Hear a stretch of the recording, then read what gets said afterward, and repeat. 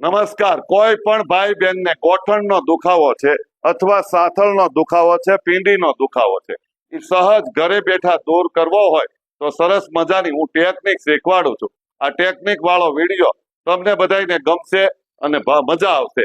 અને આ ગમે વિડીયો તો દરેક લોકોને શેર કરજો। મારા સોગન છે, બિચારા દાદા દાદી અને ભાઈ બહેન બિચારા દુખી થાય છે, એને આ વિડીયોથી 100% સારામાં સારું રિઝલ્ટ મળશે।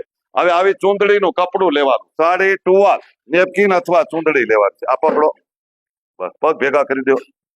પછી ઉપરના ગોઠણથી અહીં આવી રીતે આમ કપડું લઈ લેવાનું છે। પછી એક નીચેથી લેવાનું કપડું અને પછી આ છેડો પકડી રાખો। પકડો છેડો પકડીને તમારા બે પગ છે એ સવાર સાંજ પહેલા 25-25 વખત કરવાનું છે।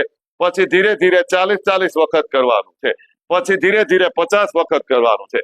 તમે રોજ અઠવાડિયા સુધી 50-50 વખત જો આમ પગ હલાવશો એટલે તમે તમારા પગ તમને મુસાફરી આગળ કરાવશે, દોડી શકશો, હાલી શકશો એવા પગ થઈ જવાના છે।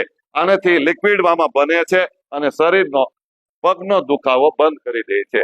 તમને વિડીયો સારો લાગે તો દરેકને શેર કરી દેજો। ખૂબ ખૂબ ધન્યવાદ બધાને, ખૂબ ખૂબ ધન્યવાદ।